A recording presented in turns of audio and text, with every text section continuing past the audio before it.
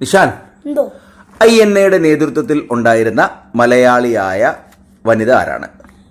Captain Lakshmi. INA എന്താ? Indian national army. Indian national ആർമിയുടെ സ്ഥാപകൻ രാഷ് ബിഹാരി ബോസ്. ശരിക്കും ആ ഒരു ആശയം, ഇന്ത്യൻ നാഷണൽ ആർമി എന്നൊരു ആശയം കൊണ്ടുവന്ന ആരാന്നറിയോ? മോഹൻ സിംഗ്. ക്യാപ്റ്റൻ മോഹൻ സിംഗ് ആണ്. പിന്നീട് രാഷ് ബിഹാരി ബോസ് INA സ്ഥാപകനായി. കുറച്ചു കാലം കൂടെ കഴിഞ്ഞപ്പോൾ നേതാജി സുഭാഷ് ചന്ദ്രബോസ് INA ചുമതല പിന്നീട് ഏറ്റെടുക്കുന്നു. അപ്പോൾ ക്യാപ്റ്റൻ ലക്ഷ്മിയാണെന്ന് പറഞ്ഞു. ക്യാപ്റ്റൻ ലക്ഷ്മിയുടെ നേതൃത്വത്തിലുള്ള INA വനിതാ റെജിമെന്റിന്റെ ആ പേര് പറയാമോ? ഝാൻസി റാണി റെജിമെന്റ് ശരിയായ ഉത്തരമാണ്. INA സുഭാഷ് ചന്ദ്രബോസിന്റെ ഒക്കെ കൂടെ പ്രവർത്തിച്ചതിന്റെ പേരിൽ 26ാമത്തെ വയസ്സിൽ ബ്രിട്ടീഷ് സർക്കാർ തൂക്കിലേറ്റിയ മലയാളിയായ ഒരു പോരാളിയുണ്ട്.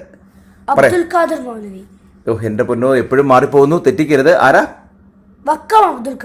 മാറിപ്പോകരുത് ഒരു പരീക്ഷയ്ക്ക് ചെല്ലുമ്പോൾ. വക്കം മൗലവി എന്ന് പറയുന്നത് സ്വദേശാഭിമാനി പത്രമൊക്കെ സ്ഥാപിച്ച ആള്. ഇത് വക്കം അബ്ദുൽ ഖാദർ. ആരാ?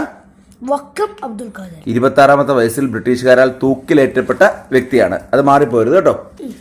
നിങ്ങൾ എനിക്ക് രക്തം തരൂ, ഞാൻ നിങ്ങൾക്ക് സ്വാതന്ത്ര്യം തരാം. ആര് പറഞ്ഞു?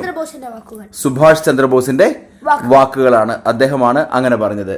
സുഭാഷ് ചന്ദ്രബോസ് ഗാന്ധിക്ക് ഒരു വിശേഷണം കൊടുത്തല്ലോ, ഇന്ത്യയുടെ രാഷ്ട്രപിതാവ്. ഇന്ത്യയുടെ രാഷ്ട്രപിതാവ് എന്ന് മഹാത്മാഗാന്ധി വിശേഷിപ്പിച്ചത് സുഭാഷ് ചന്ദ്രബോസ് ആണ്.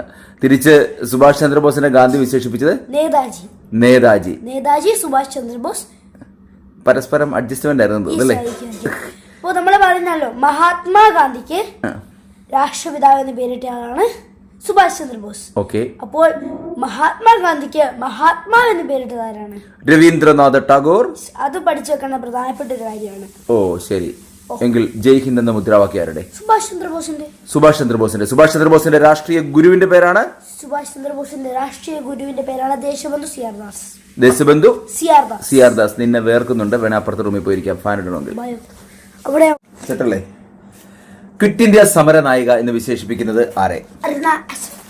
അരുണ അസഫ് അലിയാണ് ക്വിറ്റ് ഇന്ത്യ സമര നായിക. നായകനാരാ? അരുണ അസഫ് അലി. അയ്യോ ക്വിറ്റ് ഇന്ത്യ സമര നായകനാരാ? ജയപ്രകാശ് നാരായൺ. ഉറപ്പാണോ? ശരിയെങ്കിൽ അടുത്ത ചോദ്യത്തിലേക്ക്. 3 വട്ടമേശ സമ്മേളനങ്ങളിലും പങ്കെടുത്ത ഒരു പ്രധാനപ്പെട്ട ഇന്ത്യൻ രാഷ്ട്രീയ നേതാവുണ്ട്. 3 വട്ടമേശ സമ്മേളനങ്ങളിൽ പങ്കെടുത്ത ആളാണ് doctor B R Ambedkar. Mahatma Gandhi എല്ലാത്തിലും പങ്കെടുത്തോ? ഇല്ല. മഹാത്മാഗാന്ധി പങ്കെടുത്ത വട്ടമേശ സമ്മേളനം? മഹാത്മാഗാന്ധി പങ്കെടുത്തത് 2ാമത്തെ വട്ടമേശ സമ്മേളനത്തിൽ. ശരി. 1931. ഗാന്ധിയെ കുറിച്ച് പറഞ്ഞതുകൊണ്ട് മറ്റൊരു ചോദ്യം. അതിർത്തി ഗാന്ധി എന്ന വിശേഷണം ആർക്കാണ്?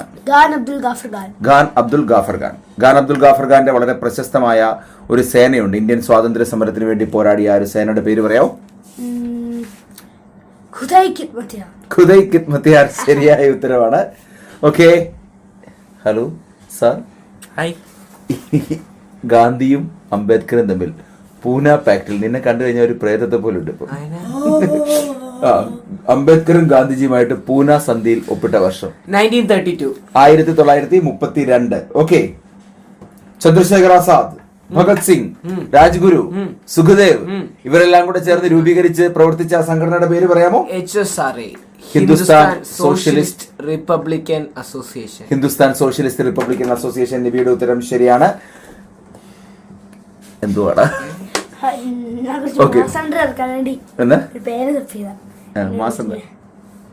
ഇപ്പൊ മാസമായിട്ടുണ്ട്.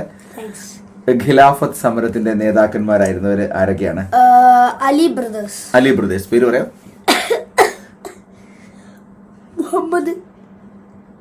മൗലാന അലി. എന്തുകൂടെ? മുഹമ്മദ് ഷൗക്കത്ത് അലി. മൗലാന മുഹമ്മദ് അലി, മൗലാന ഷൗക്കത്ത് അലി. മുഹമ്മദ് ഷൗക്കത്ത് അലി എന്നൊക്കെ ഉണ്ടോ? എന്തൊക്കെയാ പറയുന്നത്? മൗലാന മുഹമ്മദ് അലി, മൗലാന ഷൗക്കത്ത് അലി. എന്തൊക്കെ പറഞ്ഞാലും എനിക്ക് ആ പേര് കേൾക്കുമ്പോൾ ഒരുപാട് സങ്കടം വരും. ഒരു പ്രാവശ്യം KPSCയുടെ ഷൗക്കത്ത് അലിക്ക് വരെ ഷെയ്ഖത്ത് അലി എഴുതിട്ടല്ലേ? അത് പറഞ്ഞിട്ട് കാര്യമില്ല, എഴുതാൻ അറിയണം. അഖിലേന്ത്യാ ഖിലാഫത്ത് കമ്മിറ്റിയുടെ അധ്യക്ഷ സ്ഥാനം ഏറ്റെടുത്തത് ആരായിരുന്നു? അഖിലേന്ത്യാ ഖിലാഫത്ത് സമിതിയുടെ അധ്യക്ഷ സ്ഥാനം വഹിച്ചത് മറ്റാരുമല്ല, നമ്മളുടെ എല്ലാവരുടെയും പ്രിയപ്പെട്ട ഗാന്ധിജിയാണ്. ഓക്കെ. റൗലത്ത് ആക്ട്. വിചാരണ കൂടാതെ ആരെയും തടവിലാക്കാൻ വേണ്ടി ഒരു ആക്ട് ഗവൺമെന്റ് പാസാക്കി. ആ റൗലത്ത് ആക്ടിനെതിരെയുള്ള സമരത്തിൽ പങ്കെടുത്തതിന് ആ സമരത്തിന് പഞ്ചാബിൽ നേതൃത്വം നൽകിയ 2 പേരുണ്ട്. അവരെ അറസ്റ്റ് ചെയ്തതിനെതിരെയാണ് വാലാബാഗിൽ ആൾക്കാർ കൂടുകയൊക്കെ ചെയ്തത്. ആരൊക്കെയാ 2 പേർ? Doctor Satyapal, doctor Saifuddin Kichlu. Doctor സത്യപാലും ഈ സൈഫുദ്ദീൻ കിച്ചുവിന്റെ പ്രത്യേകത എന്താണെന്നറിയോ? അദ്ദേഹത്തിന് സേഫ് ആകാനാണ്.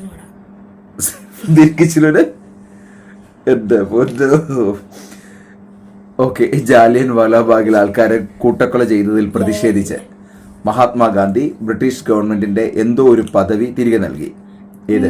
കൈസർ ഇ ഹിന്ദ് എന്നുള്ള പദവിയാണ്. ഓക്കെ, അങ്ങനെയെങ്കിൽ ജാലിയൻ വാലാബാഗ് കൂട്ടക്കൊലയിൽ പ്രതിഷേധിച്ച് സർ പദവി ഉപേക്ഷിച്ച സ്വാതന്ത്ര്യ സമര സേനാനിയുടെ പേരാണ് രവീന്ദ്രനാഥ് ടാഗോർ. സരോജിനി നായിഡുവിനും കേസർ ഇ ഹിന്ദ് പദവി ഉണ്ടായിരുന്നു. അവരും അത് നിഷേധിച്ചു. എങ്കിൽ ജാലിയൻ വാലാബാഗ് കൂട്ടക്കൊലയിൽ പ്രതിഷേധിച്ചുകൊണ്ട് ബ്രിട്ടീഷ് വൈസ്രോയുടെ എക്സിക്യൂട്ടീവ് കമ്മിറ്റി കൗൺസിലിൽ നിന്ന് രാജിവെച്ചിരുന്ന ഒരു സ്വാതന്ത്ര്യ സമര സേനാനിയുണ്ട്. ആരാണ് അദ്ദേഹം? പറയാമോ? നിനക്ക് പറയാമോ? ബ്രിട്ടീഷ് വൈസ്രോയുടെ എക്സിക്യൂട്ടീവ് കൗൺസിലിൽ നിന്ന് രാജിവെച്ചയാൾ. ചേറ്റൂർ ശങ്കരൻ നായർ. Sir C Sankaran Nair. ചേറ്റൂർ ശങ്കരൻ നായർ.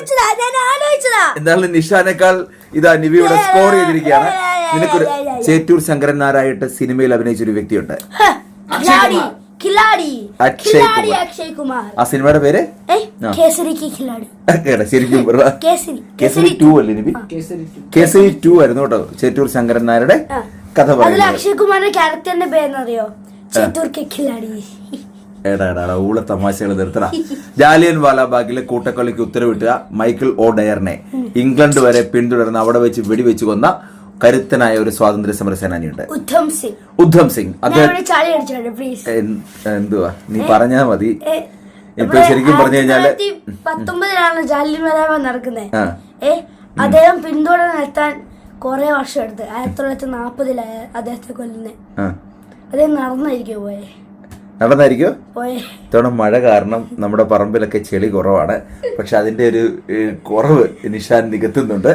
നിഷാൻ അതന്നെ, ചളി പിടിക്കാനല്ല, ക്വിസ് വേണമായിട്ട്. അപ്പൊ അടുത്ത ക്വസ്റ്റ്യൻ. ഒരുപാട് നാളത്തെ സമരത്തിന് ശേഷം ഉദ്ധം സിംഗ് ആയിട്ട്, ഉദ്ധം സിംഗ് ഉണ്ടായിരുന്നല്ലോ സിനിമ. ആരാ അഭിനയിച്ചത് ഉദ്ധം സിംഗ് ആയിട്ട്? ആരാ? അറിയത്തുമില്ല. പറ. ഉറി ദ സർജിക്കൽ സ്ട്രൈക്കിലേക്ക് നായകൻ. ഏതാ നിബി? വിക്കി കൗശൽ. വീണ്ടും നിബി ഉത്തരം പറയുന്നു. നിഷാൻ തലയിൽ കൈവെക്കുന്നു.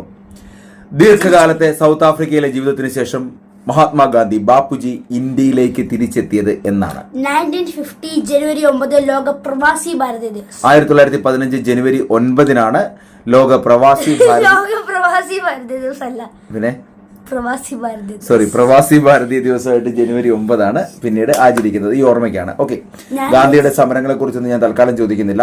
ഒരു ചോദ്യം. ഒരു ഭാഗത്ത് ഗാന്ധിയുടെ സമരങ്ങൾ നടക്കുന്നു, മറുഭാഗത്ത് ഈ ഹോം റൂൾ ലീഗ്, ഇന്ത്യയുടെ സ്വാതന്ത്ര്യ സമരത്തിന് വേണ്ടിയുള്ള ആദ്യത്തെ ഏറ്റവും പ്രധാനപ്പെട്ട റോൾ വഹിച്ച സംഘടനകളിലൊന്നാണ് ഇന്ത്യൻ ഹോം റൂൾ ലീഗുകൾ. സ്ഥാപിച്ചതാരെന്ന് പറയാം? Annie Besant. നീ പറയട്ടെ. ബാലഗംഗാധര തിലക്.